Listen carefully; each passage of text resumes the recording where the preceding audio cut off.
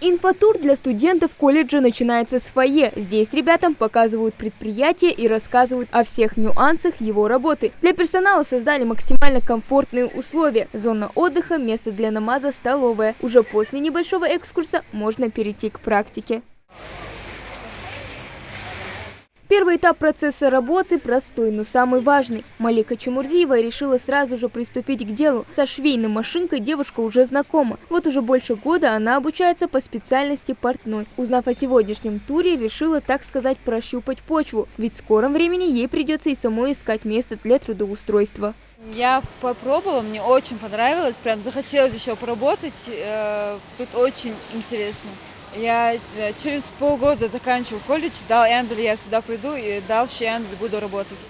Найти работу по специальности в последнее время сложно. Сейчас на фабрике трудится 200 человек, а это даже не половина от возможного. Обучиться всем тонкостям мастерства помогут на месте специалисты. Сотрудники оформляются согласно трудовому законодательству. Им гарантирован полный соцпакет и заработная плата уже с этапа обучения.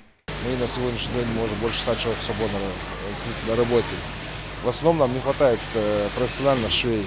Мы на сегодняшний день берем швей на работу. Швеи, которые вы здесь видите, которые сегодня работают, 80-90% из них это люди, которые прошли у нас обучение. Также, естественно, мы работаем и с профессиональным техническим колледжем, училищами нашими тоже местными.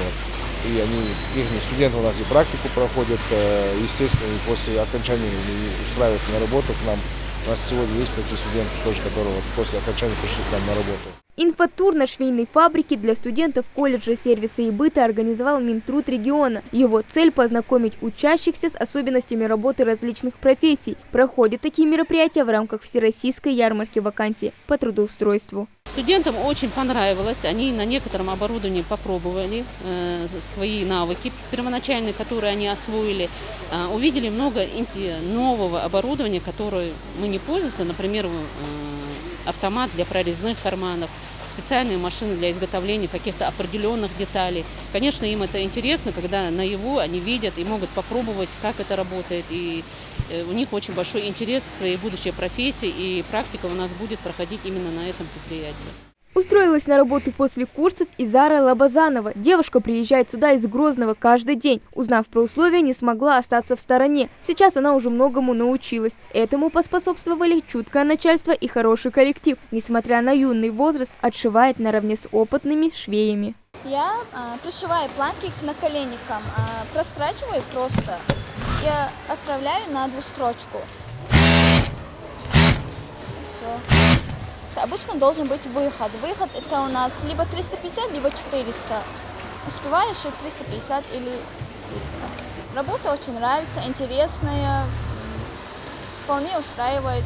Организаторы надеются, подобного рода мероприятия помогут с выбором ремесла. Ребята также получат дополнительную информацию о требованиях к кандидатам на работу и перспективах профессионального роста.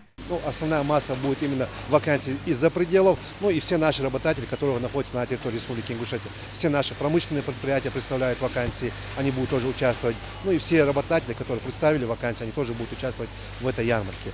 Поэтому первоначально сама ярмарка будет озвучивать или показывать возможности портала «Работа в России», где каждый, как соискатель, так и работодатель, может найти всю интересующую информацию на этом портале. И зарплаты, и работы какие есть, и все, даже когда все помогут, всем обратившимся, даже нашим соискателям помогут в заполнении резюме, подскажут, как правильно заполняется, все это будет, будем работать для людей. В общем, планы большие, но осуществимые. Найти работу по душе и специальности каждый желающий сможет уже в эту пятницу, 14 апреля. Ярмарка вакансий пройдет в Центре занятости Натрановского района. Хава Гагиева, Сулейман Костаев, Новости 24.